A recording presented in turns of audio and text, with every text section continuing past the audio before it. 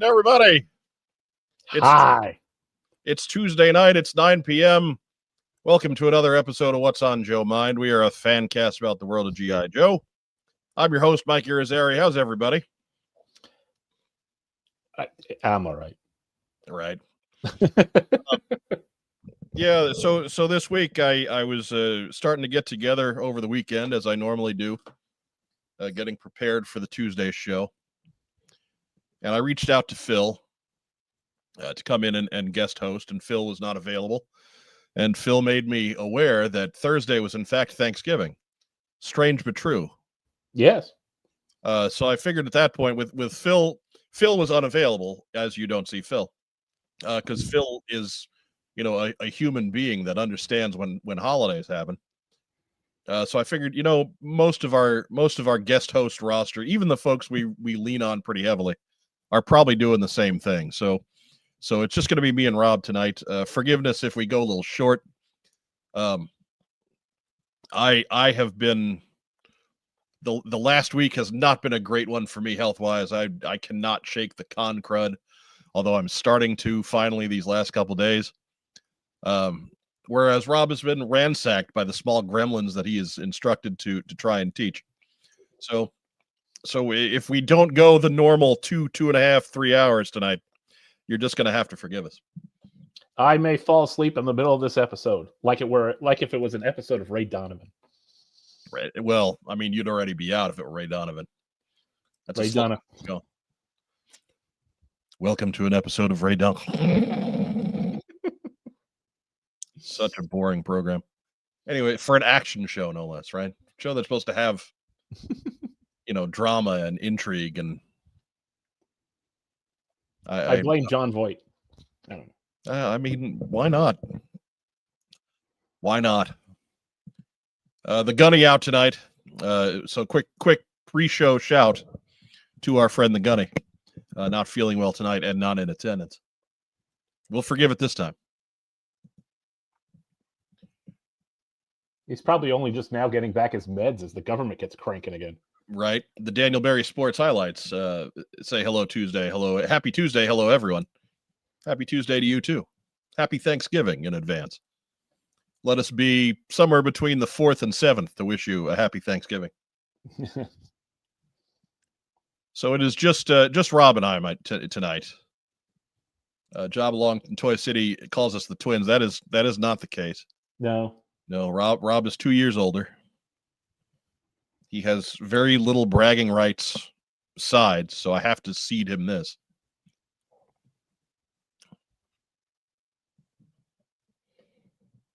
I should probably, finish plugging in the board just so everybody can hear me.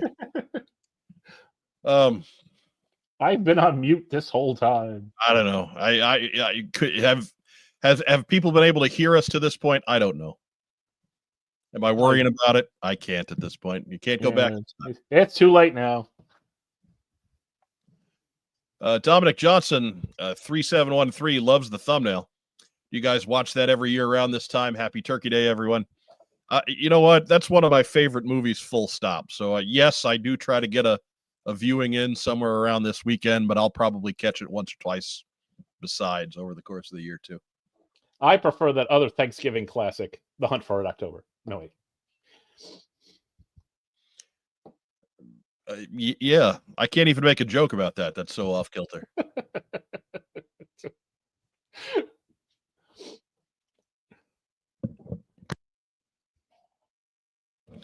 So if I also forgive in advance, there will probably be several moments tonight where I stop, turn off the microphone, and try to cough demurely to the side.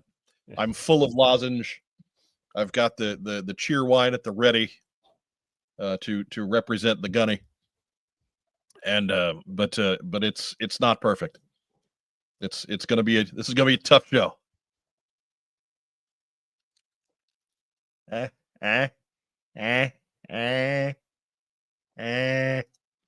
they are, lozenges, ladies and gentlemen.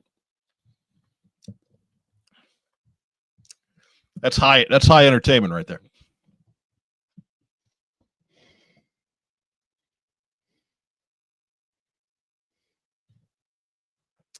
Generally getting positive reviews on the audio, so we're not in bad shape there. Andrew Gaugan, audio is 5 times %. This Pepsi rots your brain, kids. Let's just right there. Pepsi rots your brains. That's some kind of a riddle.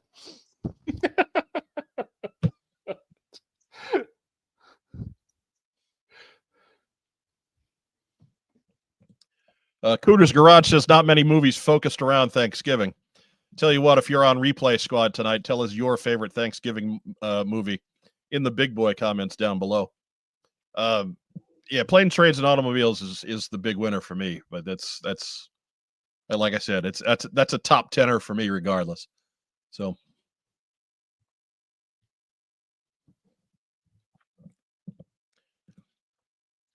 Mike, I know you're a Coke guy. Have you tried Pib Zero? Has a cherry zing to it.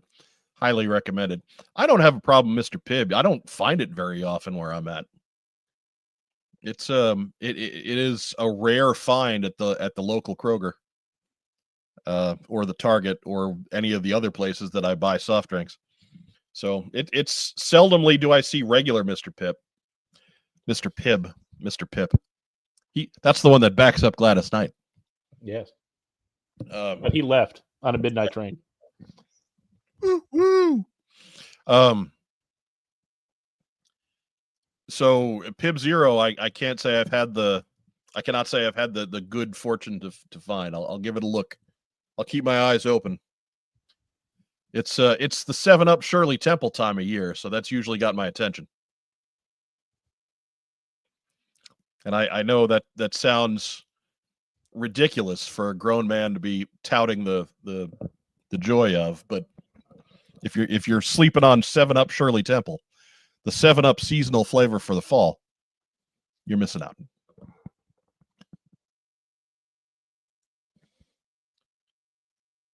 Mr. Halsey 02. Hi, Diana. The Ice Storm is a Thanksgiving film, right? I don't know. I think so, but it's not one that gets you, festive. Dustin Jeffrey with Grumpy Old Men. That's a good one. It's quality. Dominic, they just re-released it in replacement of Mr. Pibb or Dr. Pepper in some areas. Yeah, Dr. Pepper is kind of weird in that they have a distribution agreement with Coke in some areas and a distribution agreement with Pepsi in some other areas. And now that they are the number 2 soft drink manufacturer in the United States, Coke and Pepsi, from what I understand, are trying to rework those deals. So in the places where Coke is distributing Dr. Pepper, they are substituting in their own product in the place of Dr. Pepper as they don't have it.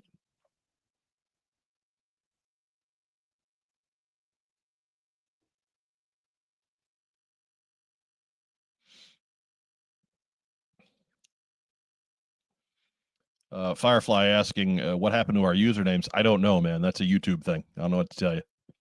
Is it a YouTube thing or a StreamYard thing? It could be either. Yeah, because I know everybody's at an act tonight. What I do know is it's not a Mike thing. It's not a what's on Joe Mind thing. So I have no answer for you there. I apologize. I will try to work around it as best I can. See, demure. Apparently, YouTube's been doing this for a few days now. Okay. Well, quit screwing around. YouTube. Right. It's it could very well just be something they're doing now. Who knows? Who knows? They change something about every 2 weeks on YouTube, so apparently now we're supposed to get people to hype our video. There is a hype function somewhere. Oh God. And as we are a small creator that is fewer than 500,000 subscribers, that's the category that our video can be hyped. It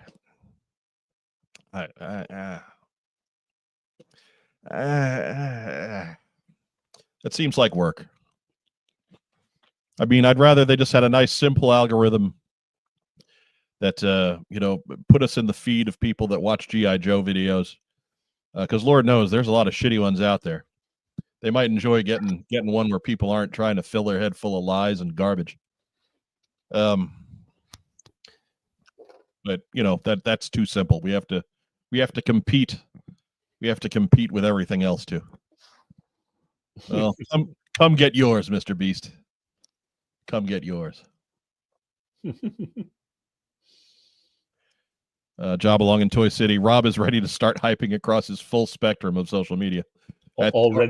Already done. 100% complete.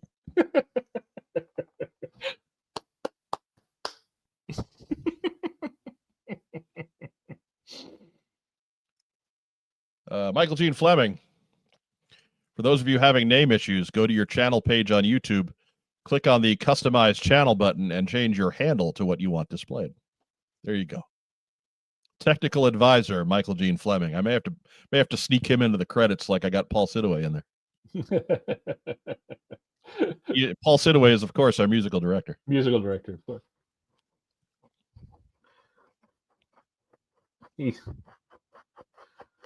Is he our Max Weinberg or our Paul Schaefer? Essentially, look, man, the dude he recorded his own horn playing for the Bend, Oregon horn line. Reckless Hot Take is him. Oh, I know. Yeah. I mean, he's whatever you want to call him. Cooter's Garage. YouTube has been changing things again, showing email name instead of screen name.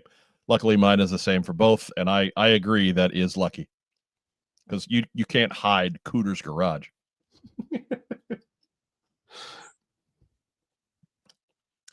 Nowhere Manchild. Mike, which of you tonight is Del Griffith? I mean, I wish it was me, but man, I can't grow a mustache to save my life. So maybe that's Rob. I've never seen Rob with more than 2 days worth of stubble. So this dude shaves like your clock, sets alarms. He may have the ability to grow a thick and luxurious mustache. I don't know. Right. I keep scratching around my nose, and then people think that I'm picking it, and no pick.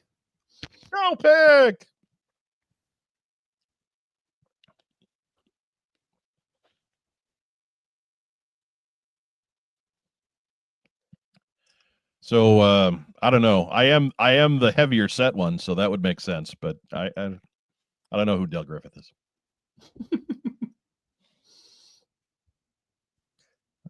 I don't have the perm either. That really is the amazing thing about that picture for me, is that John Candy got a perm for it. It was the 80s, though. Yeah. Channeling his inner Mike Brady.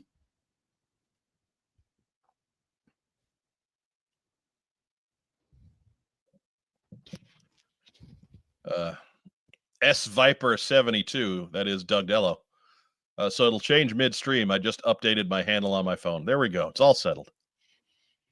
That is officially the last handle problem I'm putting on screen. Because while we don't have necessarily a ton of news tonight, we do have some. So we should probably get to that at some point, right? I guess. I suppose. I got to drive tomorrow. Look at it. Oh well, 2 whole hours. Yeah, I know, but I don't like it. It's time for the news.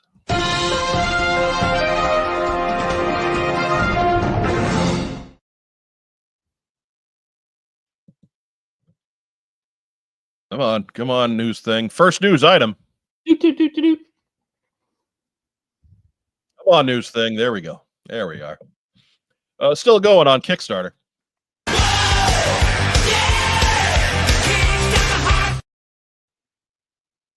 That's right. After Action Report has its unofficial trivia and activity book funding through December 11. It is 100% funded, so you may pledge with confidence. Written by our good pal Josh Eggebein, edited by Gary Viola. It's full of all kinds of fun trivia facts and word search type activities from your favorite G.I. Joe comics. That is from starting with issue number 1 all the way through the end of this year, which I believe is issue 325. Anyways, I think that's what's advertised. So, yeah, that may actually go into next year. The newest After Action Report is unlike any of the previous comic or character guidebooks. The G.I. Joe Comics, A Real American Hero Trivia and Activity Book, is intended to be a fun resource for the stories created by Larry Hama, Josh Blaylock, and others over the last 40 years from 4 different publishers. This book has over 1,000 questions and answers with at least three questions per answer from the Real American Hero continuity, starting with number 1 from Marvel in 1982 and going up through Skybound issue 323. Okay, there we go. At the end of 2025. All miniseries are included as well as the Devil's Due era disavowed issues. The book is divided up by publisher with each question's number being the issue number, as well as also included are word find puzzles and articles about the comics and Larry Hama's histories. If you want to learn about how stories are created for comics, then this book is for you. It's packed full of questions even Google can't answer. Author Josh Eggebein has poured his lifetime of G.I. Joe comic knowledge into creating this book, and editor Gary Viola is along to help get it all right. Kickstarter runs until December 11, and it's fully funded. So make sure you get in there, be a backer, get your book for yourself, get all your friends to pledge so we can unlock more stretch goals, and do it today. Do it before December 11th. Give yourself some time. Yo, Joe. I like playing with the teleprompter. Teleprompter's kind of new. I need to get it to go faster.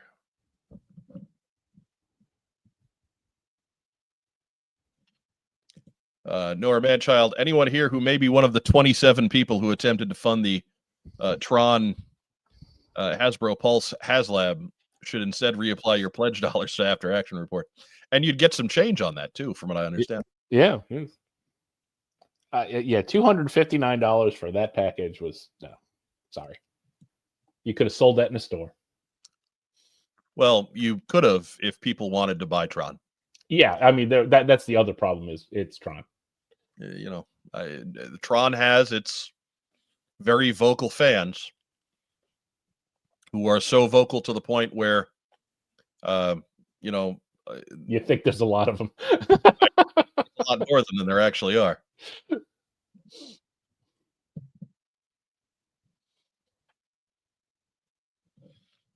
Todd Bratterud just turned in. Can anyone give a brief synopsis?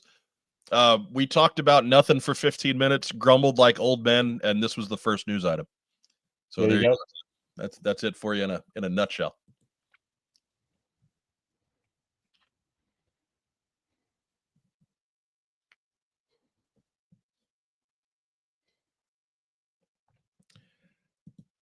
Gene Fleming, I was one of the first 2 backers for that, which means he got to it about 36 hours after it started. Really, he might have gotten to it yesterday. It was objectively, indefensively, ridiculously overpriced. I mean, again, I didn't even get that far because as soon as they said, "Oh, hey, we're doing a HasLab and it's Tron," I was done. I was out. I didn't care. Officially finished. I was 8 when Tron came out. And I remember watching it. I didn't see it in the theater. No, I don't know. When did Tron come out? I think it was 83. It's 83 or 84. I thought it was like earlier than that. Let me look it up. 8 or 9. You look that up. And I didn't see it in the theater. Didn't see it when it came out. But this was the age of home video, so it was rented. And it's pretty special when you're a kid who's at that point 10 or 11, watching a movie all about lasers and computers and science fiction, and it puts you to sleep. It was 1982. Okay, all right. So I was 7. 7 when it came. Maybe 8. I don't know. Andrew Gauguin, he knows. July 1982. He's one of those. Just like Pepsi, he's in the minority of Tron fans as well. And just could not be bothered with the relaunch. Don't care about the one that just finished its disastrous run in theaters. No, just out on Tron. I remember the time we were going to watch Tron. I was finishing up some some work on a project for school or something like that, and about half an hour into Tron, I got back up and started the project again. That's right. Homework beat Tron. Yeah.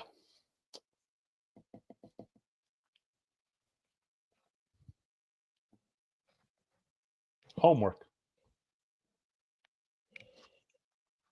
Haven't gotten back to it since. I'm kind of like, oh, okay. Yeah, it's just dreadful. I think there's other things I could watch Jeff Bridges in. Yeah. I mean, just make yourself a nice White Russian. Yeah.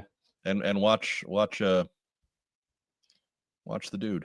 I mean, holy God, the King Kong remake is better than Tron, and that has Jeff Bridges. Yeah. I'm confusing Kurt Russell and Jeff Bridges again, aren't I? Yeah. My bad.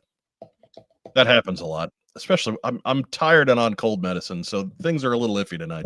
If anybody has radical questions for the end of the show, this may be the night where they get answered. and incorrectly. Stick around. I've got my fact checker here, but if you want crazy opinions, maybe this is your night.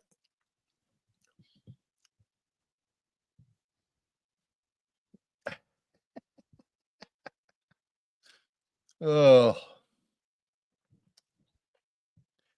Next news item. Hey, we heard from our friends at Hiya Toys this past week. I think this happened day after the show last week. Hiya. Which again, I don't care what happens on Wednesday. Never. Never care. Wednesday's new comic day. Yeah, I'm not doing show prep on Wednesday anymore. But the high exquisite Alley Viper has been shown. It is up for pre-order. It's going to retail for somewhere around $30, depending on where you get your Hiya Toys from. I believe this is expected next summer. I didn't write it down on the tile, but I'm thinking back to when I was putting this together last night. He has quite a few significant differences than the classified Alley Viper. Yeah, he does. Diana notes that they do best making figures with no human faces needing sculpting, and I agree with that. But and this guy, yeah, the thing that jumped out at me right out of the gate was that very swept wing face mask. Yeah. And then you look a little further, and he's got a full vest instead of full flak vest instead of web gear. Looks like the guns are a little bit different. You can see the full loadout there. Got a couple of handles for the shield. Got a pistol and a knife and extra hands and a display base and a heavy machine gun and a submachine gun. If you're in on Hiya Toys, I imagine you're in on this too.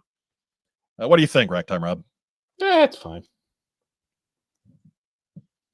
Yeah, it's broadly fine. I think that's most of Hiya Toys offerings. They're pretty cool, Nothing to do backflips over. Yeah. we just got the same. Generally speaking, we just got the same thing in 6 inches. So, folks Yeah, I mean, I'll give them a point or two for trying to put their own spin on it. yeah, But no, that's still looking like an alley viper. I knew right away. Oh, that's an alley viper.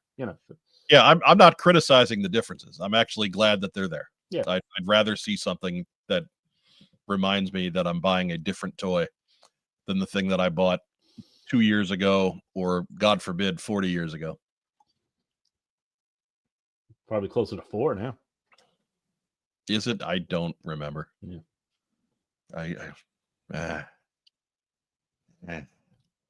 I'm on cold medicine. I don't know these things. Yeah, alley viper was one of the early troop builders that the Classified had. One of the first after they moved away from Nerf guns. Yes. Which I think Cobra Officer was probably the first one. Well, no, the first one was the Red Ninja. No, the first troop builder was. But what I'm saying is the first troop builder after they moved away from all the space age Nerf guns. Well, I think he beat. I think this figure, because he came out the same time as the Bat, and I think they both beat the Cobra Officer. They were close. It was all that first year. Yeah, they were probably in the same review checklist that we did at the top of whatever year it was.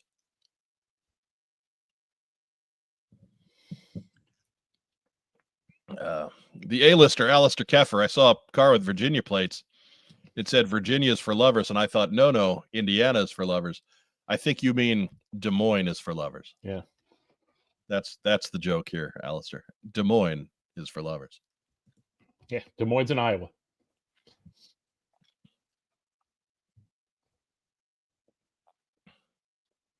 The home of assembly required, which I am contractually obligated to not talk about for at least a week.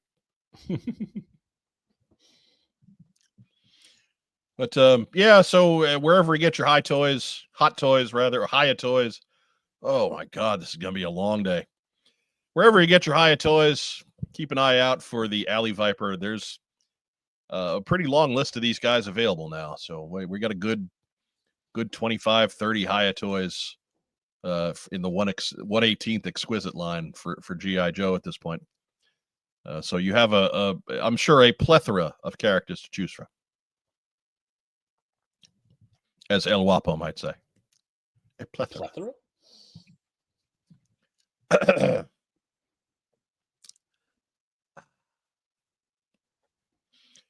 But so yeah, right there.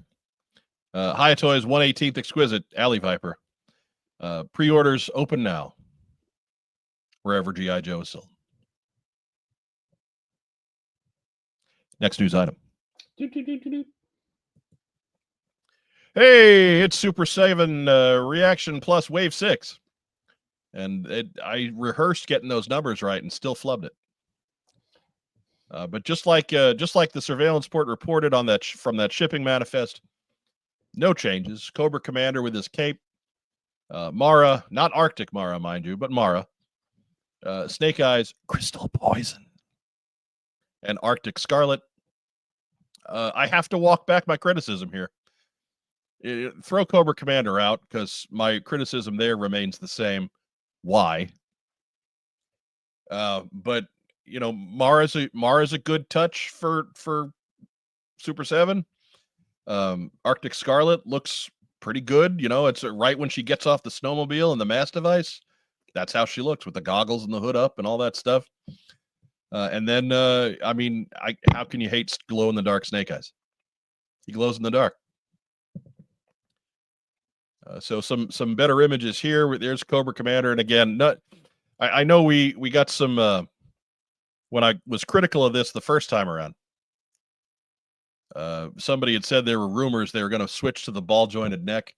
I don't see any ball jointed neck on that guy. Looks like we got no ball jointed neck.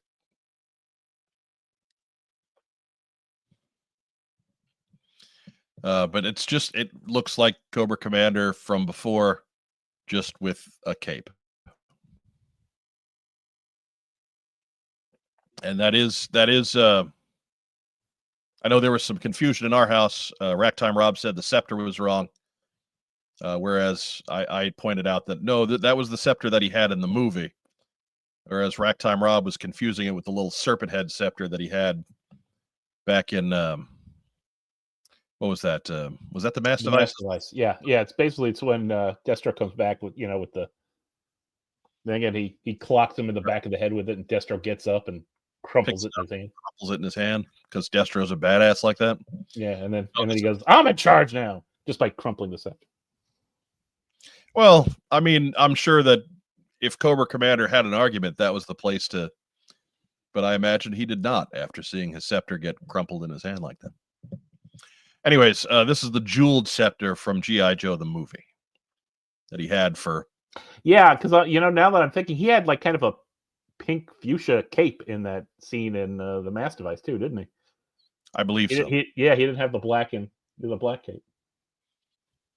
And there you see Mara's got her cool sci-fi diver bubble helmet, which is that is a winner accessory. Even if the figure's a little plain, but that's fine because, I mean, I can't say that I'm expecting any different from Super 7 at this point. The figures have all been a little plain. But that old-timey Johnny Quest diver bubble helmet, that's there. 1940s pulp magazine science fiction spaceman helmet. Yeah. I might have to pick one of them up just for that.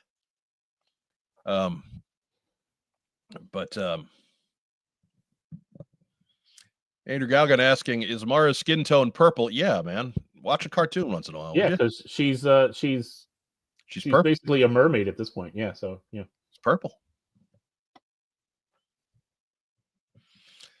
It's Shipwreck. Shipwreck likes him the freaky. Shipwreck's into the strange.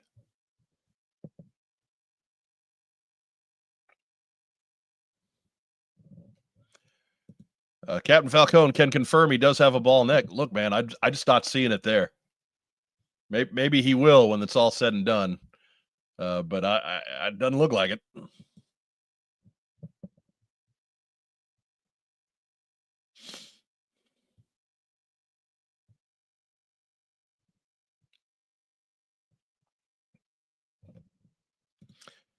Firefly says, see my above comment. No. This is a mostly new Cobra Commander. I reviewed all 4 on my channel. Okay. I mean, I suppose the most shocking part of this is that Firefly has a channel. I had no idea. Racktime Rob, is this news to you? Yes. What else you holding out on us, Firefly?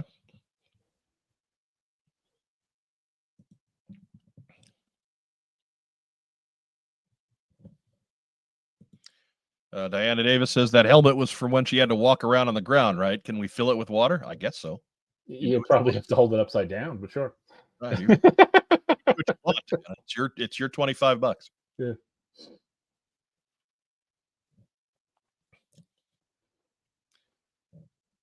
It's your $25. And then we've got Arctic Scarlet with her Geiger counter thingy, side bag, and crystal poison, snake eyes. I mean, we all know that that's like radioactive snake eyes. You call it what you want, but crystal poison almost sounds like the 80s metal band that opens for Cold Slither. But Crystal Poison sounds like, that'd be a band that tried to replace the Misfits as the rivals for Gem and the Holograms. Right. That or that, either way. Well, I like that idea better. There we go. I mean, what I don't like about that, Rob, is that you can't replace the Misfits. I just said they're going to try. They were better than the Holograms. They're going to try. They're like the Iron Grenadiers, And I'll die on that hill. Yeah, I have to say again, I'm pleasantly surprised by Arctic Scarlet. We'll see how much posability you get out of the lower half of that figure. The skirt, but it's going to look good standing on your shelf. Yeah, it will look better than a lot of the other long coats. And then there's Snake Eyes. Looks like that they're doing some things different with Snake Eyes there. It doesn't look quite like that other one.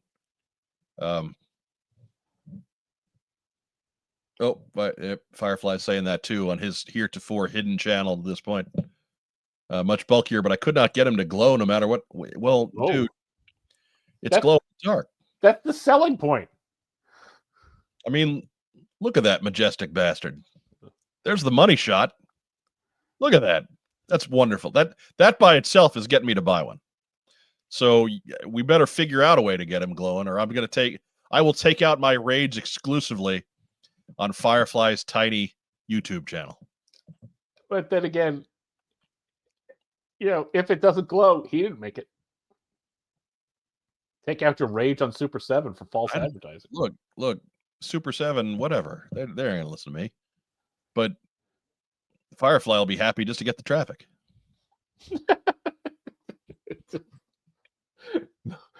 YouTube, where there's no such thing as bad publicity. Right? +1. +1, baby.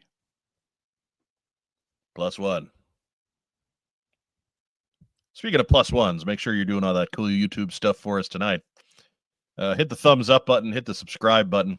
We're doing good with subscriptions lately. We're not doing so great with thumbs ups. Come on, people. Where's your thumbs ups? There's a joke here about where your thumb is up, but I'm not going to make it because I'm trying to be nice. It's the holidays. I don't have that much of a voice. Although I am a half an octave lower, and that means we're in sexy time. Oh, God. Available at super7.com and wherever else you get your Joes too, for that matter. This is not an exclusive by any stretch, but that's where the pricing comes from. So I put them up on the screen. $100 per case of 4 figures. That's $25 a piece for those of you too lazy to do the math. Also available wherever toys are sold. I imagine I'll wind up pulling these off of the rack at Target at some point.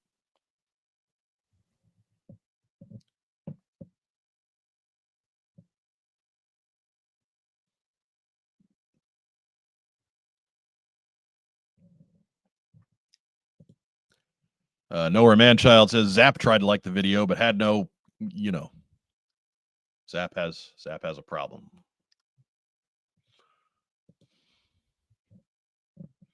I complimented. There was a dealer, and I forget which one it was, that had an 82 Zap for sale with both of his thumbs, and was not trying to charge $400 for it. Wow. You're doing somebody a service here, keeping this under $100. And he's like, yeah, I'm just trying to pay it forward. All right, man. That's what he didn't tell you was that it actually had no big toes. Yeah, the boots cover that up. That's fine.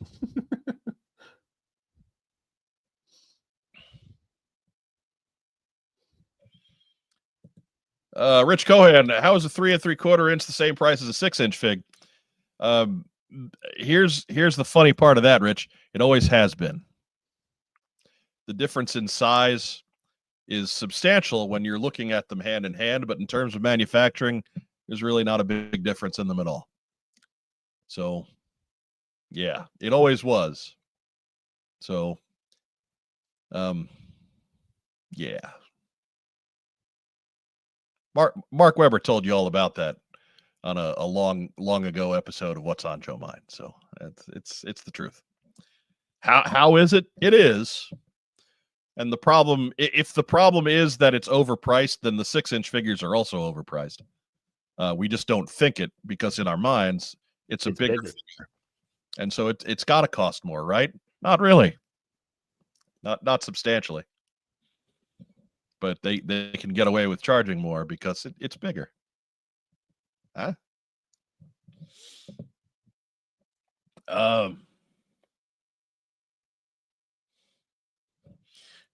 Joe ARAH 42.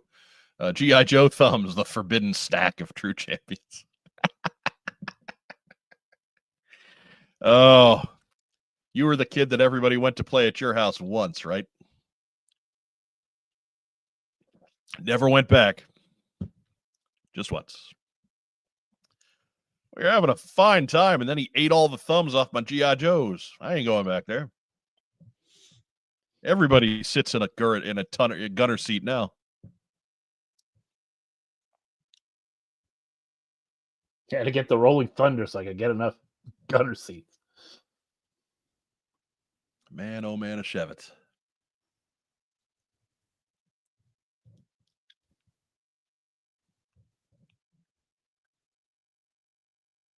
And yeah, sorry, just going through the live chat there. Normally, I've got a guest host that I can make conversation with, but Racktime Rob doesn't speak unless spoken to. I mean, more accurately, he doesn't speak unless he's trying to talk over somebody. So if nobody's talking, he's out. Yeah, keep it moving. We're 40 minutes in. Andrew Gauga notes that the figure was actually cursed. But it came with a free Frogurt. Came with a free Frogurt. The Frogurt was also cursed.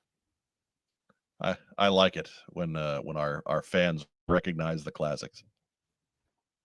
But it came with a choice of toppings. But the toppings contain sodium benzoate. That's bad? Yes. Can I go now? Ragtime Rob, what are your thoughts on Reaction Plus Wave 6? Any takers for you? Nope. Not a one, huh? Not a one. Not even Mara and her bubble helmet? No. I mean, you could Johnny Quest. Don't care. Oh, man. Heart of stone. That's right.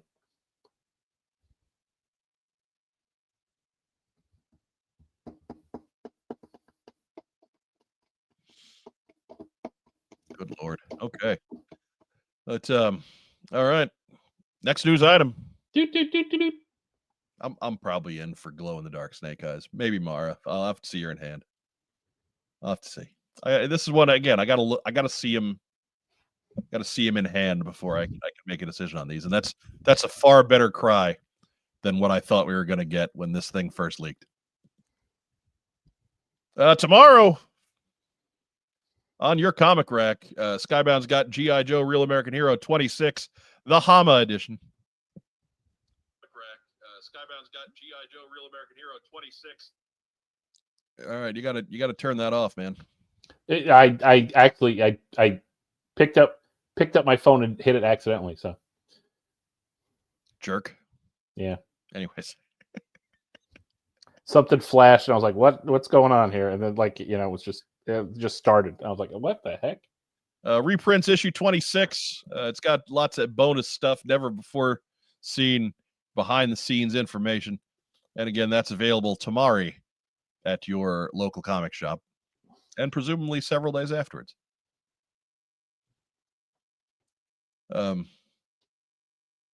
Racktime Rob, what sort of cool, never before seen secrets do you expect to see? He will have a new hat.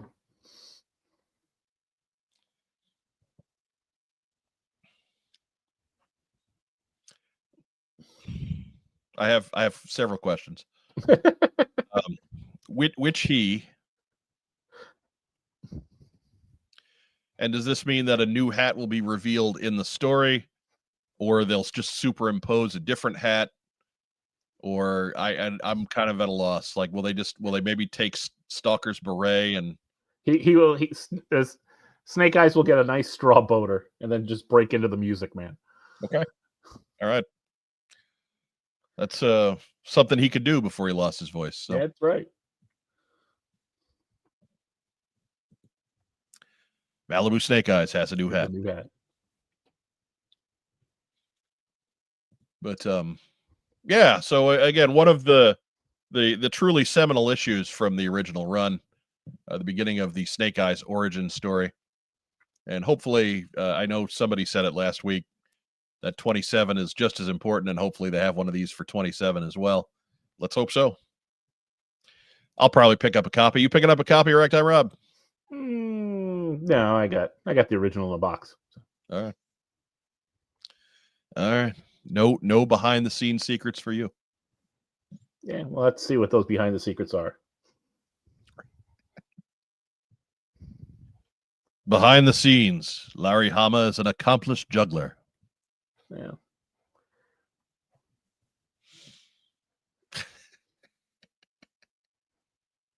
Oh my. Want to fast forward another week on December 3. Skybound's got G.I. Joe 15 in the Energon universe. That is Dreadnought War Part 3 coming your way there. You see bad times for Duke in the Reflection. Worse times for Cobra Commander because he's not really in the photo at all. He needs a new hat. He needs a new hat. As Buzzer and Ripper seem to have gotten the drop on our mismatched boys. How will they coexist? We'll find out December 3. Da-da, da-da, da-da. Da-da. I have to admit, being 2 issues in, and I'm not going to give any spoilers here because part 2 was just last week. But for something labeled as Dreadnought War, I expected this to have a much bigger scope. Like it's not a bad story. I just think it's mislabeled as Dreadnought War. You know, we needed a different name because it's like the Dreadnoughts are certainly, you know, but we're going to be halfway through it, and they've still only had to deal with Duke and Cobra Commander. So it's not so much a war, so much as a skirmish with 2 really accomplished dudes. Yeah, really, it's kind of a take on the Defiant Ones. But anyway. Yeah, you know. So again, a good story, and I'm glad we're getting to see the Dreadnoughts. Yeah. But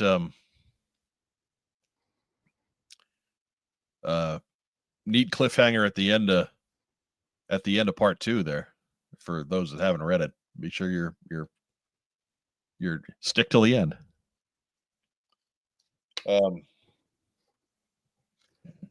But yeah, we got Dreadnought Scuffle. We got Dreadnought Kerfuffle. I'm pulling for Kerfuffle. I want to see that on a comic cover. Kerfuffle. Figure 6-pack with Dreadnought Schism, and No. That implies that there's 2 factions of Dreadnoughts. Right. The schism implies that the Dreadnoughts are fighting one another, and that's not what's happening here. Yeah, they're all trying to kill Cobra Commander. They are united in their hatred of Cobra Commander and Duke because he's along for the ride. Right, because Duke is there. Yeah, Duke showed up to try and save Cobra Commander because Duke understands that, you know, having him as a captive ends a lot of things. So yeah, no, I get it, but no, that is a schism is not a good substitute. Dreadnought Donnybrook. This is a book I would buy. Dreadnought Dance Battle. Just watch Break-In 2. Yeah.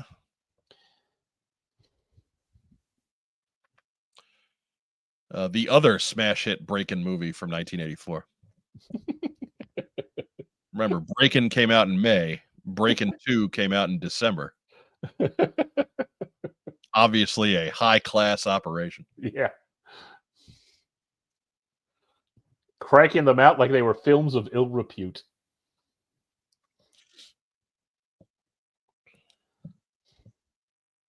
Like how I danced around that there. Maybe they're here to start some trouble. They're just here to do the Dreadnought Shuffle.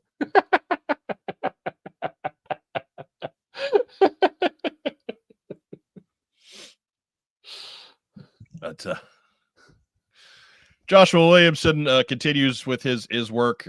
Tom Riley on art, Jordi Beleri on colors, just like we're used to seeing.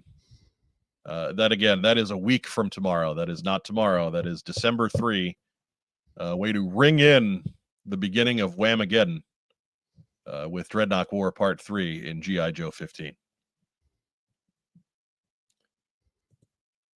And some Skybound bits. Void Rivals Trade Volume 4 is also out tomorrow. If you're not keeping up with single issues there, that's a handy book to pick up. Void Rivals coming along. I'm enjoying it now. See, the pace has picked up a little bit. It finally laid enough of its groundwork that I feel like its own story is moving along. Do you agree, Rob? Yes, more Hot Rod and Cup. I mean, and Springer. Yeah. Cup is in Transformers with half a face. Yeah, he's Two-Face. But he's not dead, so yeah, good on him. I'll take it. That's better than I thought we were doing with Cup. He's got half a face, though. He's got half a face, which is better than no face at all. Right. And then looking forward to December 10, Real American Hero 323. That's right. The last issue included in After Action Reports Trivia and Activity book. And then Transformers 27. Looking at the cover of Transformers 27, Soundwave does not look happy. He looks irritated. The many moods of Soundwave. And as he has no face, that is difficult to convey, but there it is.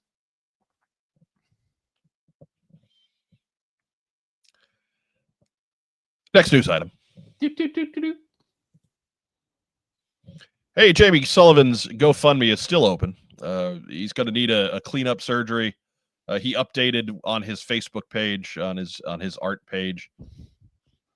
Remember the link is down below in the description. Or if you're more inclined, he does sell prints and sketches and what have you through Facebook. And you can catch up with him there if you decide that's the way you want to donate. That is fine too. But Jamie's foot is the surgery is done. It certainly looks a lot better. He's missing a toe, but that's fine. Because better than missing a whole foot. Right, it's better than missing a foot, which is what his insurance company decided, and that's why he's got to turn to GoFundMe, the third largest medical insurer in the United States.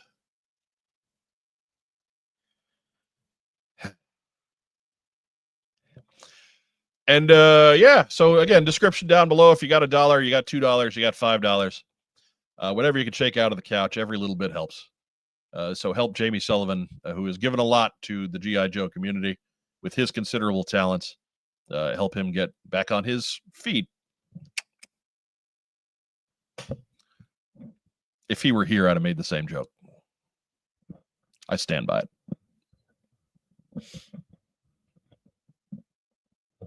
No reaction from Rob. Yeah.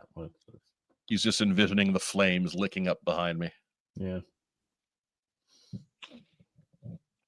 That's why he's the best side man in the business, folks. Tonight I'm like the guy in Major League. Not Euchre, the other guy.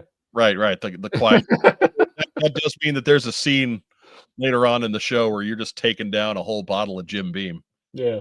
So stay tuned for that, everyone. All right.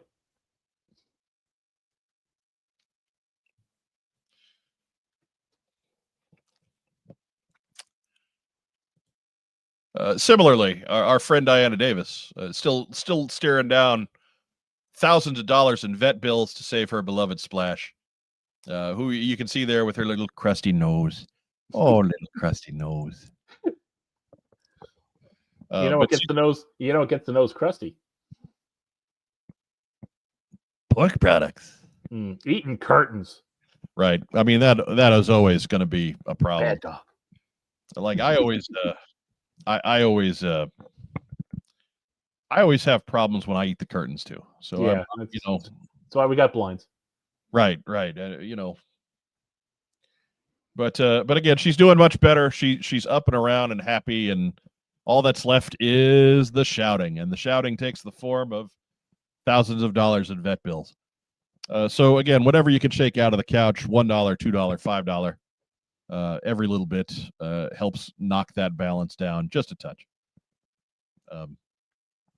And help Diana and the Splasher put all this behind them.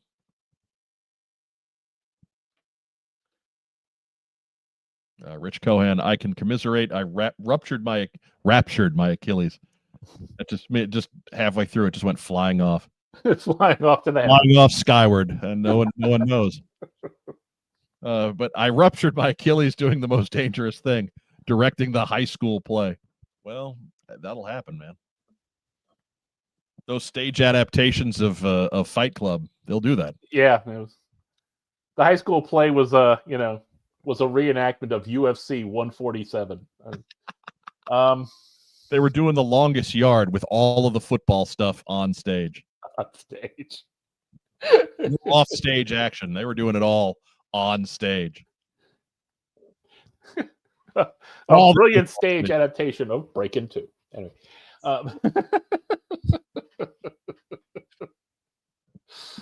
They were going to do that one, but the Canon people threatened lawsuit. So, damn you, Canon Films. Yeah. Even in bankruptcy.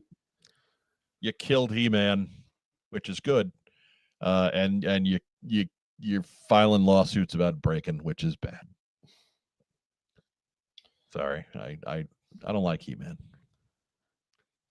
I don't mind Masters of the Universe. Most of that stuff's okay. I don't like He-Man. I don't like He-Man. It's boring. It's the most boring character in the entire property. Tell me why I'm right in the comments down below. Because I know I am right, and so arguments are not welcome. But He-Man is boring. Boring.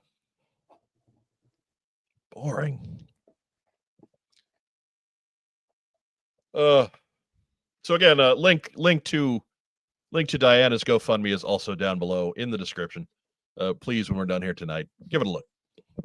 Help out if you can. Next news item. Hey, it's still happening, or I guess it's happening again. The swag shop on TeePublic having another sale. This is being the Black Friday type sales. We're up to 40% off on stuff. Site-wide sweatshirts, mugs, magnets, stickers.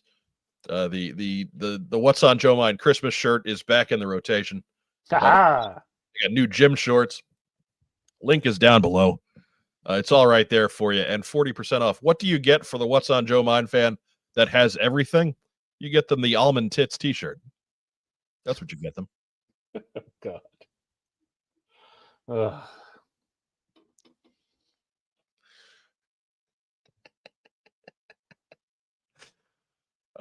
Jason Jensen was wearing that at Assembly Required. I do have a photo. Oh my. Immediately sent that off to Joe Colton. Good. Who just, her legacy lives on. Right. She sent me like three straight laughing responses. That was all. No words. She was just laughing hard enough that emojis were all I got.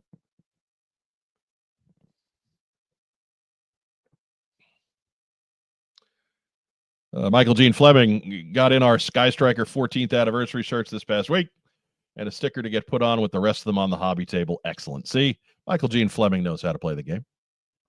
You wait for stuff to go on sale at TeePublic, and you stock up. Get all the magnets, get all the stickers, get all the mugs.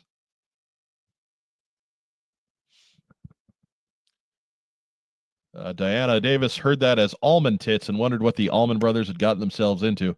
That's a whole bunch of illicit estrogen, I imagine. Right, that's a good question, regardless. Yeah. But no, they're fine this time. They're slowing down a little bit. They're just taking Thanksgiving off. I think some of them are dead. So. You're right. Cher is long in the rearview mirror, so it's okay. She can't hurt them anymore. You're picking on poor Cher. Right. Look, man, it just. If our show is not going to make a joke about the Greg Allman Cher tempestuous relationship, then what show is? And you'd think that the lesson there would be that there's no comedy there, but no. The lesson there is other shows aren't trying hard enough. Stay tuned for our humorous takes on the Fatty Arbuckle murders. It was just one, and he was innocent. He had nothing to do with it. So they say. Well, yeah, they did say. I know. Just. I will not have you besmirching Roscoe Fatty Arbuckle. He's a good man, and the system, the salacious Hollywood media dragged him down.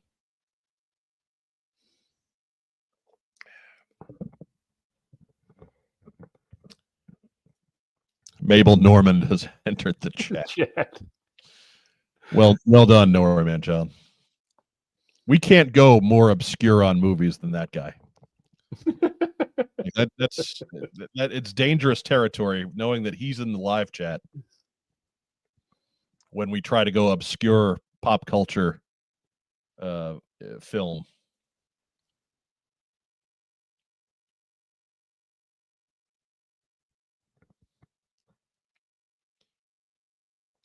Michael Gene Fleming puts on my annoying millennial hat.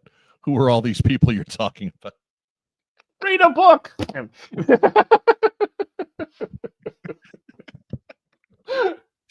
Oh man.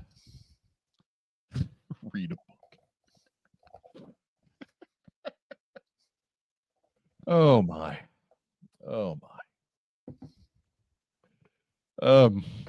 Next news item. All right, sorry, I clicked early. Remember to visit the surveillance port during the week. We're not around all the time. So on those days when we're not, and maybe something happens, surveillance port's a great place to go and check it out. They've also got links to other channels that do reviews, and et cetera, et cetera. So it's not just a what's on. They're not just yes men parroting what's on Joe Mind. We'd like it if they were, but they're not. They're not for sale. Well, I mean, kind of, because we seem to be in their rotation, despite the fact that we have no money to give them.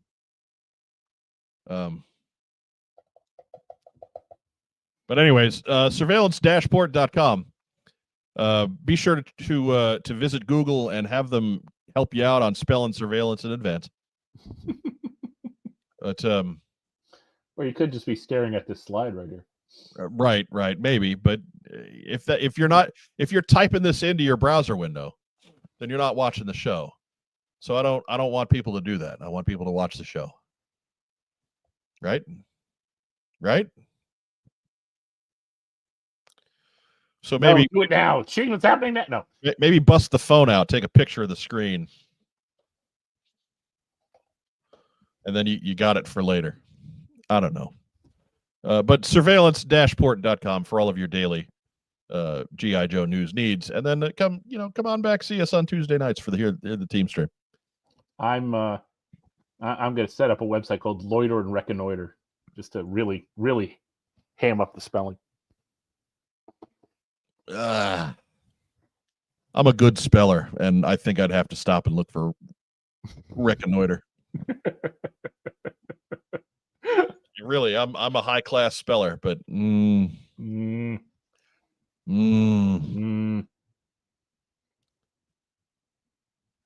anyways, next news item. I'm glad I don't do the dudes. Because tonight it would be like, dude.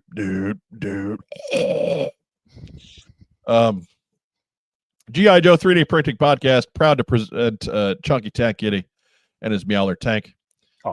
Be sure to check out the G.I. Joe 3D Printing Podcast with our buddy Mark Gerwig and our other friends, Mike and Artwan. They're rolling into action on Sunday mornings. Regardless of your level of 3D printing, they help you out, right? They're there for you. If you're an expert, great. If you're a beginner, also great. But if you like talking about G.I. Joe and sitting around and BSing and having a good time with your pals, it's a show not unlike ours, just with more 3D printing. So be sure to check that out. We do have them linked up on our channel page down below. So be sure to check them out when you get the opportunity. I think that's the news.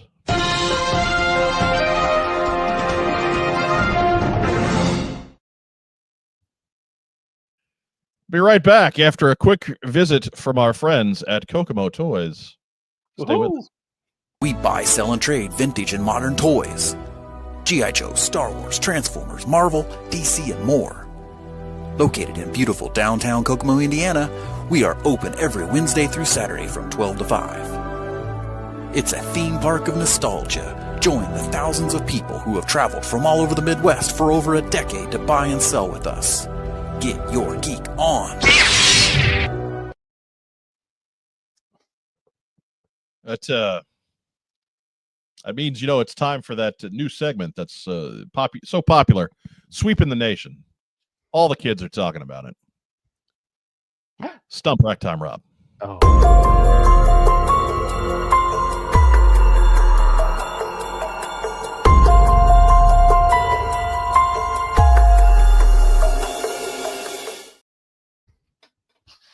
Give everybody in the audience just levels of anxiety they did not know existed.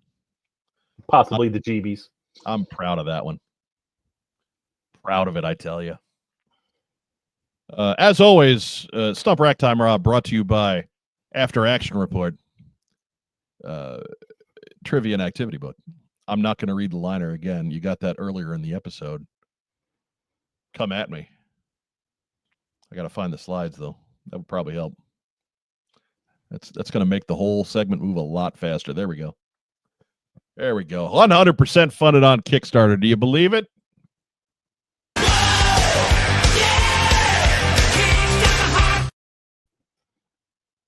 Sorry. Thought I was catching you flat-footed there, and I figured I'd sneak that in the pause, and then you were going to say something, and I just kicked it right out. Yeah. Yeah. See, I'm apologizing to you, and you know why? Because you're not Phil. You know what Phil's doing tonight? He's baking brownies. Well, all right. He's specifically making sugar-free brownies so that he has something that he can eat at his work pitch-in tomorrow. Mm. To which I say, if that's what you got to do, it might be time to find a new place to work. Yeah. Brownie sandwich. Right? Slap some turkey on there. Sugar-free brownie sandwich.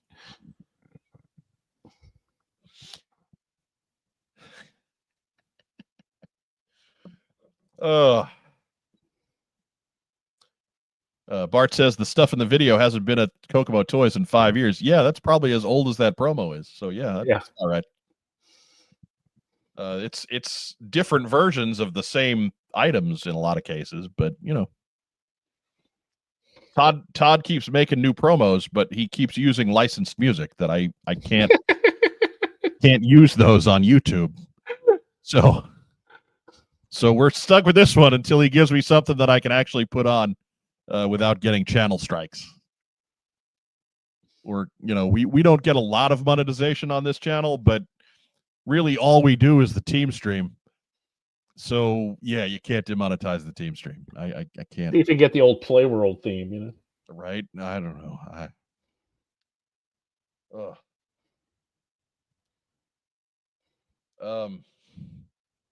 Hang on, we'll get some questions at the end. So hang in there. We got enough questions flying at Rack Time, Rob. Dominic Johnson, put that in your pocket. Hit us with us in a few minutes. We got to get to Stump Rack Time, Rob.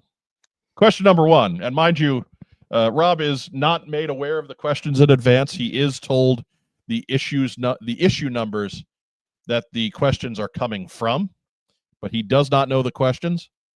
He is getting the answers with all of you folks in real time. A little bit more difficult tonight because not only are we turning the corner into the Devil's Due era, which, according to Rob himself, is the weakest part of his comic book lore, of his knowledge. There's no guest host to help him out. You got no backup tonight, Rack Time, Rob. Have I used backup? No. I mean, the one time you did, what good was Justin Bell? He was no good. He was pointless. But real quick, just to remind everybody, Rack Time Rob 5-0 last week, 14-1 overall. So you know, no slouch here in Stump Rack Time. We are not doing a great job of stumping Rack Time Rob, Josh Egabine. Try harder. You know, this entire segment, everything in it, courtesy of our friends at After Action Report, specifically Josh at After Action Report. He did all the slides, wrote all the questions. I am just the monkey clicking the button. I am just here to MC, to hold my Gene Rayburn style microphone, which is sadly not Gene Rayburn style. I wish, man. If I had one of those. But apparently those are popular and expensive because they don't really make them anymore. Anyway. Back to the contest. Question number 1. From America's Elite number 21, who has a baby? The Baroness. And the answer is the Baroness. There you go. Not a terribly difficult question. But you were stressing about that one, weren't you? Like I said, this is a blank. I have none of these issues. Let me give you the sound effect. There you go. You got one on there, so I got to give you the Family Feud ding. I won't be shut out. Correct. You got the Baroness. I mean, asking who had a baby in a G.I. Joe book really limits your answers, right? Yeah. Like we're already whittling it down to 7 or 8 tops. That many? I'm not sitting here counting in my head. I'm throwing in all of the background characters or the supporting characters that don't necessarily have figures. And anyway. Question number 2. From Snake Eyes Declassified. Wow, the formatting on that came out funky. Yeah. Ooh. In issue number 2 of Snake Eyes Declassified, who does Snake Eyes meet for the first time? I think it's Cobra Commander. And our answer, Cobra Commander, before he is actually Cobra Commander. So there you go, Rack Time Round. There is 2-0 right there. All right, Figure 6-pack is trying to help from the studio audience. Figure 6-pack is a bum. I'll give you a 5-minute timeout, man. Don't do that. Let him play the game. We got a sponsor that wants him to play the game that gave us actual money, so we need to let him play the game. I've got to switch to the private chat, so I don't see any of the comments. There you go. That's right. I can't. It's easier for me to police the live chat than it is for me to police Racktime Rob. So again, there's honest to God money changing hands. We gotta play this one legit. I will not have a quiz show style. This is not 21. Right. I will not have a quiz show style scandal corrupting my program. Does he look like Gene Barry? Question number 3. Or Christopher McDonald, who played him in the movie? Was his name Gene Barry or was it Jack Barry? Jack Barry, that's right, yeah. I'm sorry, Gene Barry was the actor from War of the Worlds. Yeah, Jack Barry was the host of Joker's Wild. Yeah. So, how dare you, sir? I know, I'm sorry. Joker's Wild. I know. I was just confusing my berries. Joker. U.S. history. Question number 3. Question the third. Oh, wait. No, we got a promo slide in there first. Not bad. Of course we do. Blah, blah, blah, blah, blah. Head over to Kickstarter when we're done here tonight. Blah, blah, blah. Trivia and activity. Oh, wow. We got to get this man a designer. We have to get him a graphic artist. Because that's a lot. That's a lot going on there. There's a lot going on. From Storm Shadow number 1. What character makes her first appearance in that issue? Oh, well, let's see. From reading the synopsis, it sounds like there's a lot of them. But I'm thinking in terms of ones that actually went forward after, I think it's Pale Peony. She did not have a baby. No. But she did make her first appearance in Storm Shadow number 1. So right there, 3 for 3 on the comics you haven't even read. Yeah. Eventually turned into a puddle in, the IDW, Real American Hero. Yeah, it didn't end well. Did not end well for Pale Peony. Should have kept a brick in her Prada bag. Right? That is a noted way to survive. Question number 4. What publisher took over G.I. Joe Real American Hero in January 2004?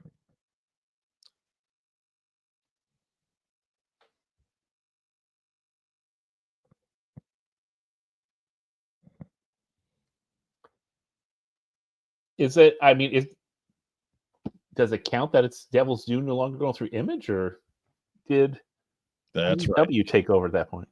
No, that is Devil's Due. All right, I was going to say that seems a little. No, yeah, because IDW didn't get it till like what 2008, 2009. Yeah, and you're not looking at the very obvious clue Josh left on the slide. Creator. Well, I mean, that was the That is not Diamond Dallas Page.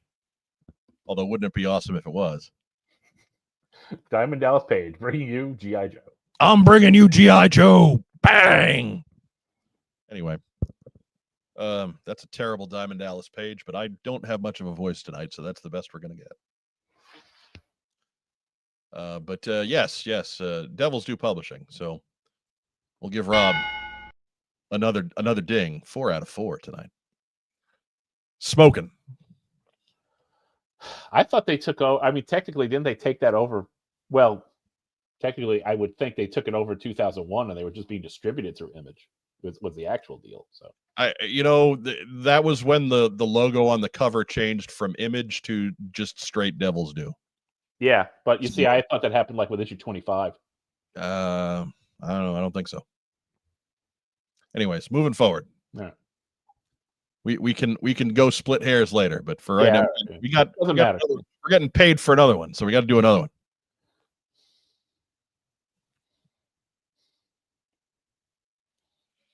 We'll do all of your quiz show type segments too. Sponsors. We may even take the Pepsi challenge. No, we're not doing that. What is this? That's the Pepsi. What is this swill?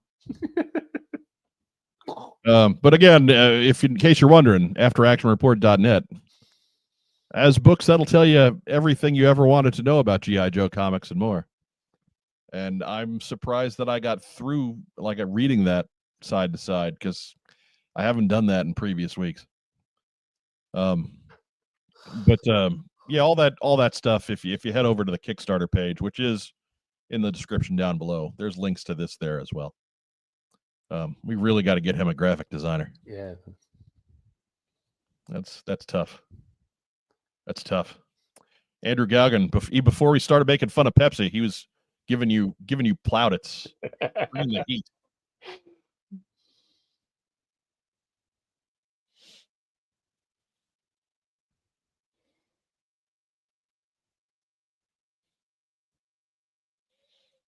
And then so you'll take the Pepsi challenge and you'll like it. I mean, will I like spitting Pepsi on camera? Yeah, because it'll send a message. Uncle Tano's.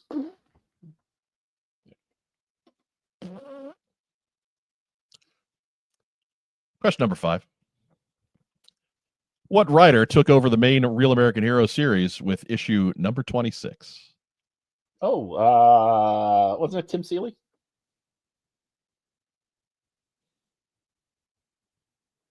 I had to get back over to my sound effects.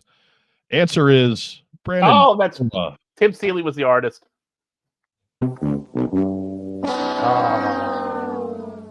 That's a hell of a run coming to an end there, but still 4-1 on the week. So that's not too shabby. That means we'll be going into next week 18-2, which, okay, all right. For my money, Brandon Jerwa, probably the second best Joe writer for me.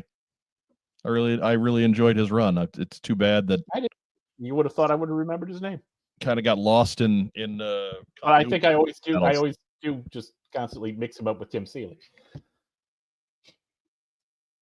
Part Probably because Tim Seeley's gone on to write like his own projects and stuff. So Yeah. Tim Seeley was always a Joe artist, but he's written. He hasn't written nearly as much. I think Tim Seeley also has hair, so Brandon Jerwa may appreciate the confusion. no longer the model for Dragonsky. Right. He's I'm pretty confident Brandon Jerwa is not watching tonight, but if you are, man, there's a cheap hair gag just for you. Normally, I only get those on his Facebook page. But 4-1 tonight, Ragtime Rob. 4-1. We'll give you polite applause. Very abruptly ending polite applause. And remember, happy Thanksgiving. Celebrate your holiday by buying back issues at your local comic shop. Knowing is half the battle. Yo, Joe. Check out After Action Report on Kickstarter now through December 11th. And at afteractionreport.net.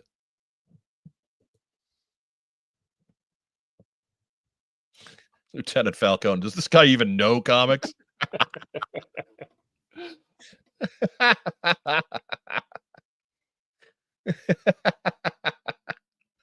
Fantastic. Oh my. All right. There we go there. There's another one. All right. Fighting the lung butter.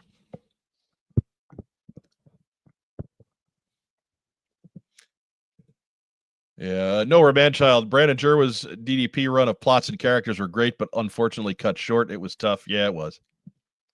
It was. I think he was kind of a victim of because Jerwa was not a DDP guy, right? He was a contractor. He was not in that inner circle, and I think he kind of fell to some of the games that were going on there in house.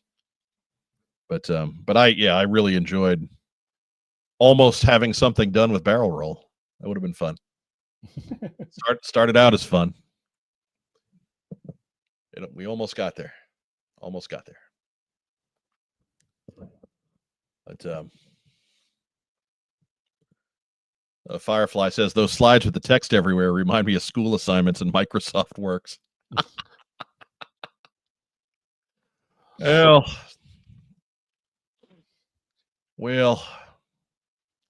not for nothing else. That may be what Josh is using on those. I'm not 100% certain, but he's not Word works. Yeah, and again, I'm not one to criticize other people's proficiency with the computer, right? As you see my thumbnails every week. I make a spirited effort of it, but they're not great. I kind of revel in the cheese. But I know Josh does not have more skill with those types of software than I do. But he may be of equal skill. So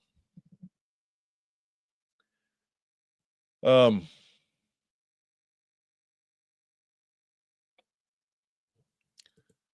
waiting for Clippy to show up. Yeah, we're all waiting for Clippy.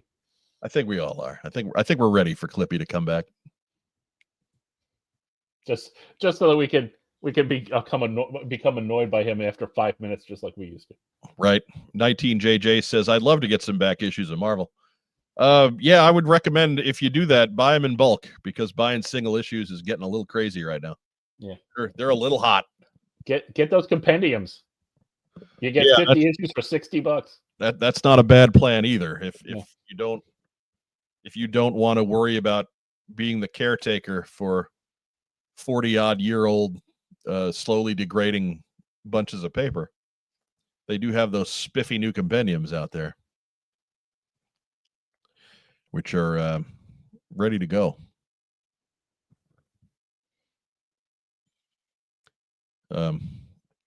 Greg Augustin, my work laptop wallpaper is Windows 95 to mess with the tech support guys. I respect that.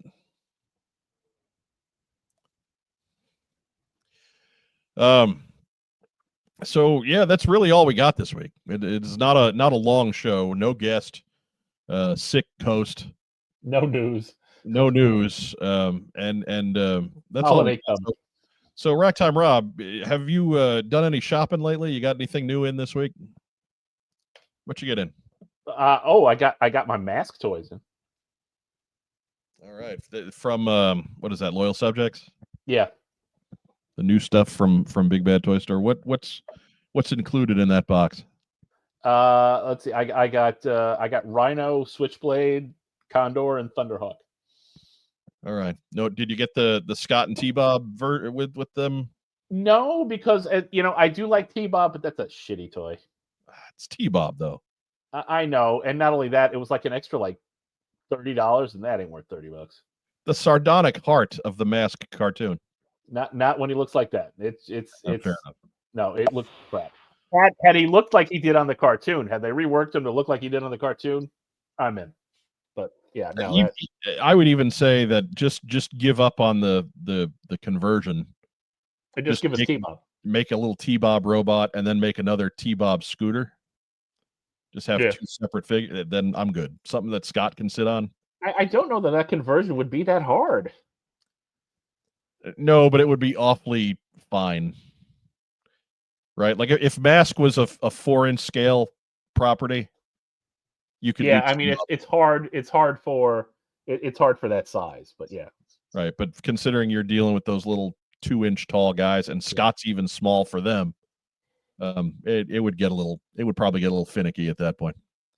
But I would pay $30 for the Scott figure and the 2 different T-Bob figures. Yeah. I mean, granted, it's still an overpay, but it's an exclusive. What the hell? You only live once. Yeah. So Mask stuff. I noticed it's not out of its boxes yet. So. Yeah, I got to clear some space. So. Yes, you do.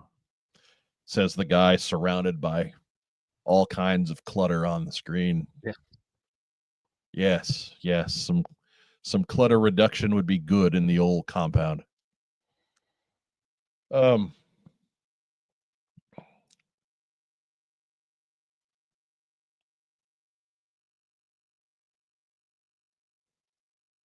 you frozen or just lost?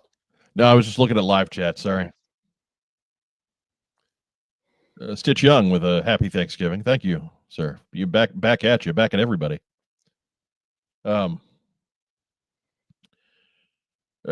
Rob is heading up to the North Hinterlands tomorrow to visit the folks. I got to work Wednesday, Thursday, Friday, so I will be heading up later in the weekend, and that will force them to do Thanksgiving again. Well, I believe also the boy can't go until Sunday too. So it's the power I hold. Let's get that guy. Let's get him to where he looks like he's not in pain. Our yip guy. Yip. No. Knitted by our basement workshop. But Stitch Young, I realize Rhino and Switchblade would be problematic among others. But 6-inch Mask is what I want. I could no. No, that's Oh, thank you. I could do 4-inch Mask. I mean, Switchblade and Rhino, you're looking at HasLabs. I mean, that's just yeah, and even then, no, that's too much. Yeah, that's too much.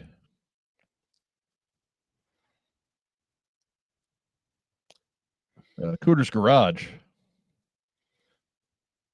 Will there be new footage of Dr. Soxo after this weekend? Sorry, that's Andrew Gaugan. Cooter's Garage also had paying a visit to see Dr. Soxo. I mean, yeah. Meow. Meow. Meow. Meow. Meow. Meow. Meow. Meow. Meow. Meow. and that's what the people came to see. Right.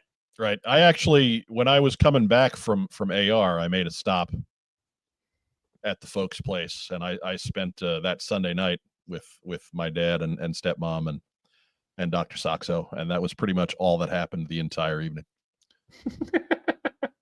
Was I played the foot game with Dr. Soxo, the rock and roll cat.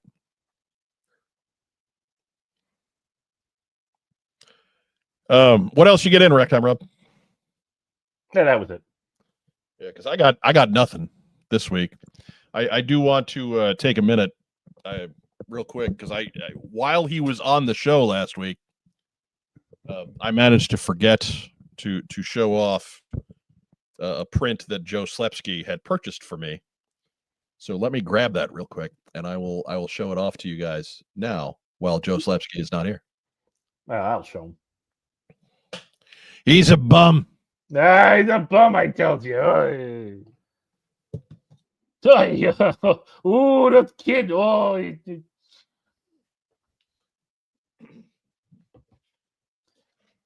what famous television comedian am I emulating? Oh, well, take a guess.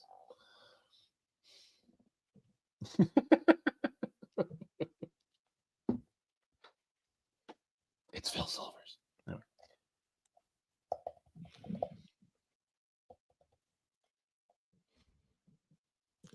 At some point, I'll learn the buttons to hit. Fool. But yeah, so I'm surprised that like there are not live chat comments about how loud my knee popped when I got up right then. Whoa. But anyways, yeah, so Ron Wagner had this available. He did sign it down at the bottom there, a nice beachhead print. And Joe sprung that for me for taking care of setting up everything for Assembly Required, his first G.I. Joe show. So that was Joe Slepsky's show of appreciation right there. I also want to make sure that something else that didn't make it on last week, but some of the swag we got, this set of buttons. Ooh, buttons. This was the freebie at the Assembly Required dinner on Friday night, and those are mostly done by art by Brian Sauer, and the buttons themselves are put together by our pal Travis Weber. So shout out to those guys on a really cool piece of dinner swag.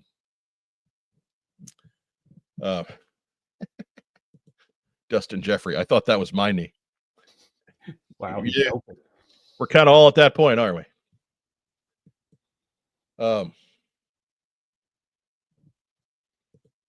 Cooter's Garage says Joe is busy cold calling random people about G.I. Joe. Possibly. I was actually in contact with him earlier tonight. We were settling up the bills from the hotel and what have you. Because we, much like the rock stars in attendance, we tore the hell out of that room. So they will never have the Rolling Stones back again. Funny thing was, it was the Ramones. 19 Jace says, dude, frame that pic with the auto. Looks awesome. It does. I need to get that one taken care of, as well as the Larry Hama print that I got last year at Assembly Required.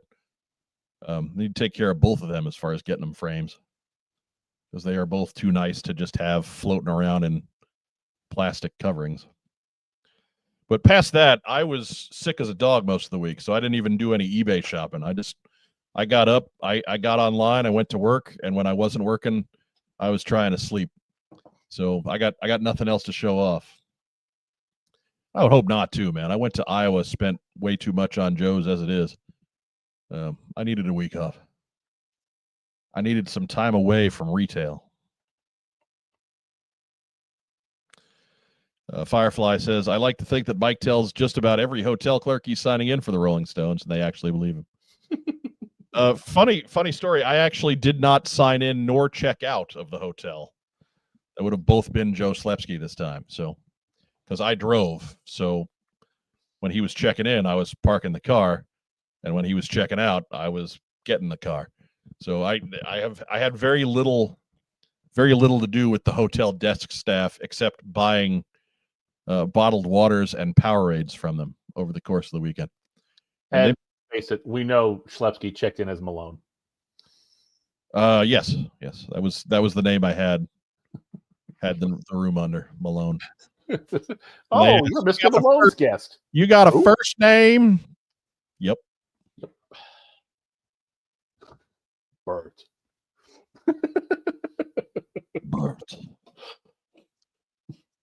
Dominic Johnson, it's cool seeing you and a punk of toys taking a pic together. Larry's a great guy. We actually Joe and I had dinner with him at the AR dinner. And we got to do all kinds of podcast talking there. But wonderful dude, Larry, a punk with toys. So hopefully we will get the chance to sit down with him again. Across the streams a little bit. Firefly, it's Mike's Post Malone era. It is, and that's a terrible joke. That's not good. I'm not even gonna chuckle at that.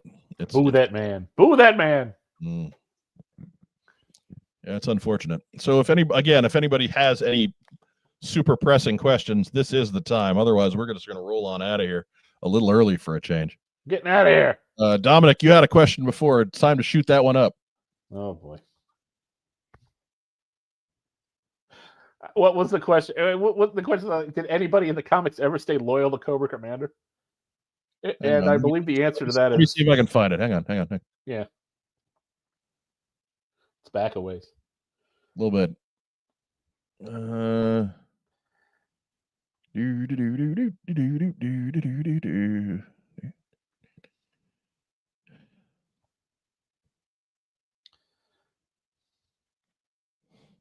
Here's a comment that I wish I had caught before.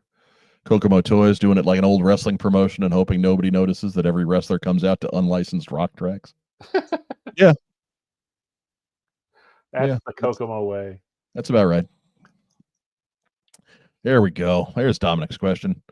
Rob, was there any member of Cobra that remained loyal to Cobra Commander in the comics? Yeah, I don't think so.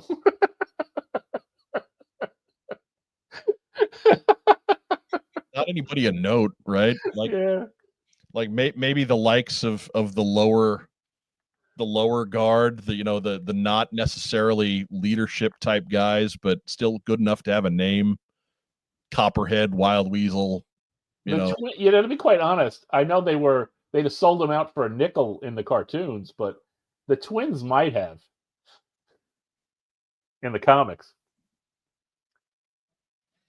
Yeah, I don't necessarily remember them turning on him, but they also they also didn't get a lot of run in the comics compared. Yeah, to I'm trying to think of a real prominent storyline for them after their first appearance, and I'm not remembering them off the top of my head. Yeah.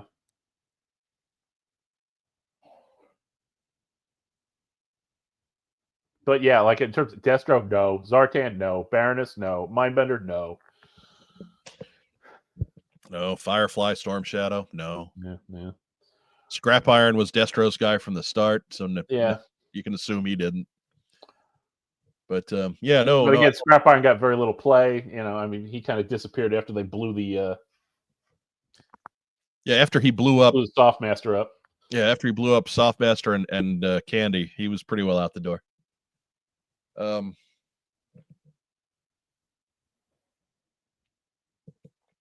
Yeah, Cooter's Garage notes the twins disappeared after the Saw Viper ordeal. But yeah, I think that is the last time I remember seeing them. But hey, they were loyal to him at the time. They were following orders. Yeah, we're there.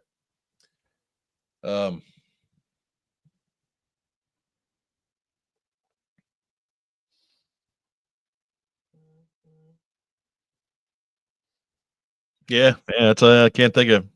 Yeah. Hell, even Raptor turned. Crocmaster, but he showed up once. And what Cobra Commander was he loyal to? Because I think that when he showed up, it was Fred. So Right. Right. So and they wound up in the freighter anyway. So.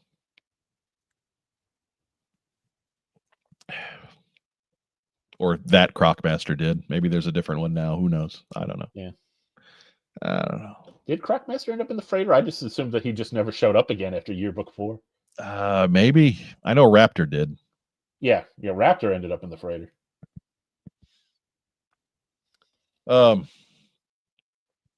Firefly, Rob, what do you think our chances of getting a DDP Kickstarter or compendium for those who don't keep up with where the rights are now? The rights for those are with whoever has G.I. Joe. It's all part of the G.I. Joe. Which would be Hasbro. Yeah. So if Hasbro thinks there's money to be made, they'll try to make. Yeah, they'll let Image do it. Yeah. So I think probably as part of the license deal, Image could publish them if they thought they could. If they thought they'd make money out of it. so there you go. That's a question for Rob, which I wound up answering. Dustin Jeffrey asking if Major Blood was loyal to Cobra Commander. Good Lord, no.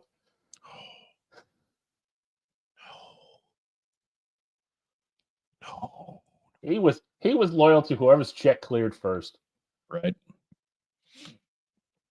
Because remember, he was trying to kill him in issue about like 30, and that's where Destro stopped. Destro stopped Storm Shadow from killing Billy. Zorana was actually loyal to Cobra Commander.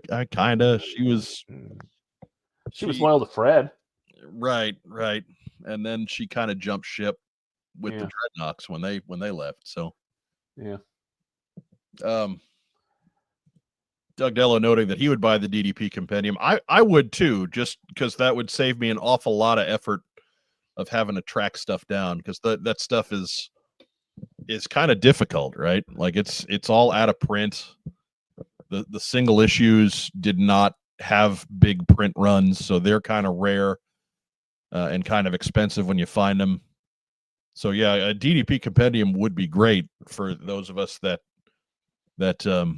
life got in the way of, and we weren't necessarily buying a whole lot of comic books. I'd certainly be down.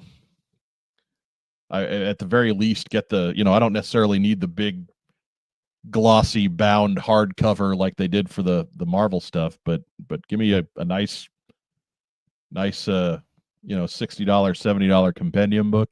I'd be all over it.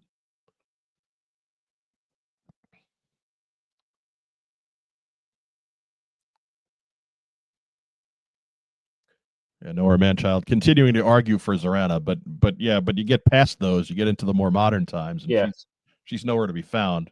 Yeah, in Cobra Commander's camp. So, like I said, once the Dreadnoks got out of there, she kind of again. I think she was. I mean, basically, loyal doesn't necessarily mean staying loyal. Doesn't necessarily mean that she didn't jump ship with whoever's check was clearing first. Right. I don't think she was. She may not have been actively betraying, but she was like, "Hey, this seems to be the way the wind's blowing." Well, I'm going to call it. All right. I'm going to call it. We're out of here. Let's call it. I'm tired. My computer's running out of battery. Give me some shout-outs, Ragtime Rob. Shout out to the studio audience. I hope everyone has a happy Thanksgiving, and thanks for listening.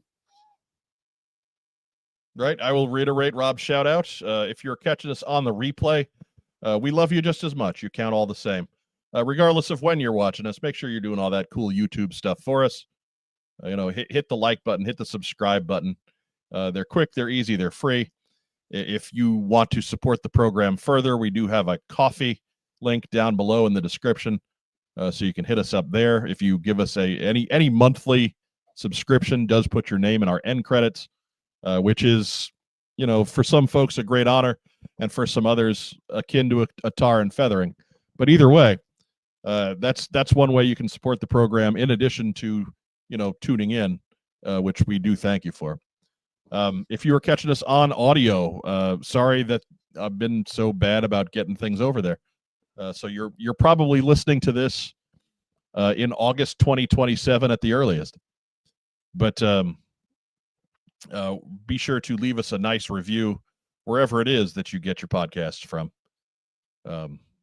Whatever player you use, they love to hear from you.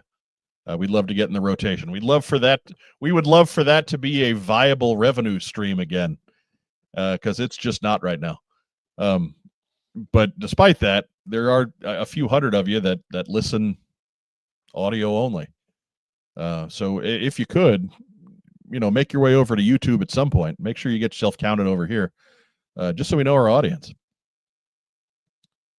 Wish everybody a happy Thanksgiving. Even if you're not in the U.S., I know the folks up north in Canada, they did Thanksgiving a few weeks ago. But whatever, make sure you have yourself a nice turkey sandwich at least one day at lunch this week, and share with us in spirit, if nothing else. If you are not on the North American continent and you don't know what I'm talking about, just pick a meal and eat a lot, and you'll be with us. You'll be with us in here. That's yeah, that's all we got. As our friend Vagon likes to say, stay safe, and if you can't, be careful. Oh yeah, shout out to Kokomo Toys, but I'm not singing the theme song. I got no voice left, and I'm almost out of Cheerwine.